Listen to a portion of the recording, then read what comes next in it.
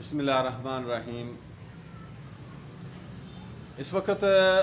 جو میڈیا کے اندر مختلف جگہوں پر انڈیا کے حوالے سے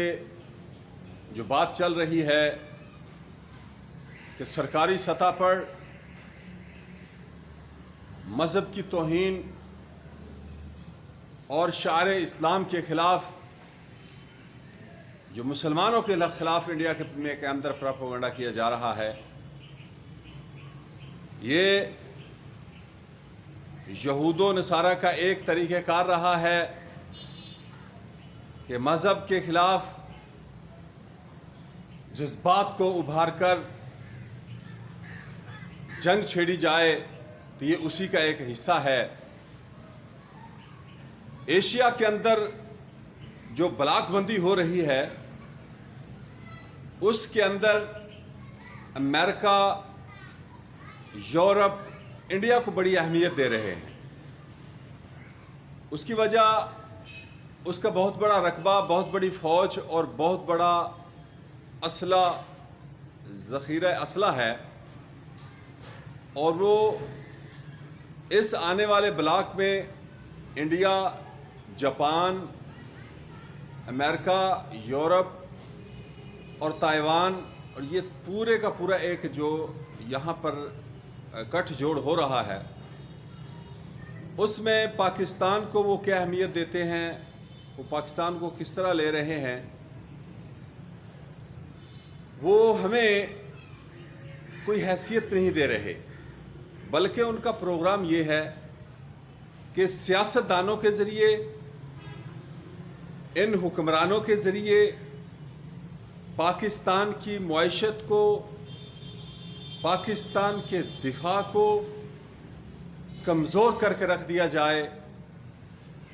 اور یہ آنے والے وقت میں اپنا دفاع نہ کر سکے۔ لیکن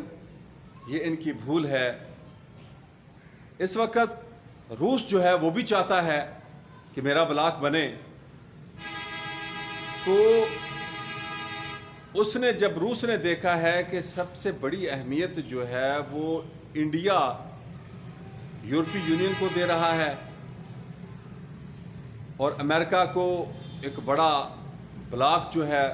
وہ اس کا ساتھ انڈیا دینا چاہ رہا ہے۔ تو پاکستان اس وقت جو ہے وہ کوشش کر رہا تھا کہ میرا اس کے ساتھ گٹھ جوڑ ہو جائے، لیکن یہاں چونکہ امریکہ نے IMF، ورلڈ بینک اپنے اداروں کے ذریعے اپنے گرفت میں لیا ہوا ہے پاکستان کو، تو وہ گرفت سے چھوڑنے کے لیے اب سیاستدانوں، PTI ہے، دوسری جماعتوں کو تو چھوڑو، سارے PTI شمول PTI، مسلم لیگ اور پیپلز پارٹی سمیت سب کے سب یہاں سے لوٹ مار کر کے پاکستان سے انہوں نے بینکیں باہر انگریزوں کے ملکوں میں بھری ہوئی ہیں، تو وہ جو انگریز کہیں گے یہ پاکستان میں وہی کریں گے، یہاں تک کہ پاکستان کو توڑنا پڑے تو یہ توڑ بھی دیں گے اپنے مفاد کے لیے سارے سیاستدان۔ یہاں پر روس کو جو نظر آ رہا ہے وہ مذہبی جماعتیں ہیں۔ تو مجھے پیوٹن نے جو مسجد میں جا کر ایک آیت پڑھی تھی کہ وَاعْتَصِمُوا بِحَبْلِ اللَّهِ جَمِيعًا وَلَا تَفَرَّقُوا، تو مجھے پاکستان کے اندر ایسے وہ محسوس ہو رہا ہے جیسے وہ مخصوص پاکستان کی مذہبی جماعتوں کے لیے کہی گئی تھی کہ اب پاکستان سے امریکہ کو نکالنے کے لیے متحد ہو جاؤ، امریکہ کے ایجنٹ، امریکہ کے غلاموں کو نکالنے کے لیے مذہبی جماعتوں کو جیسے کہا جا رہا ہو کہ اس کے خلاف متحد ہو جاؤ۔ روس کو پتہ ہے کہ مجھے کام جو دے سکتی ہیں تو مذہبی جماعتیں دے سکتی ہیں۔ عین ممکن ہے کل کو فوج کے اندر دو دڑے بن جائیں، ایک امریکہ کا اور ایک رشیا کا، تو ہمیں رشیا کے لیے نہیں، ہمیں اللہ اور اس کے رسول کے ناموس کی خاطر، پاکستان کے تحفظ کی خاطر ساری مذہبی جماعتوں کو اکٹھا ہونا چاہیے، اپنی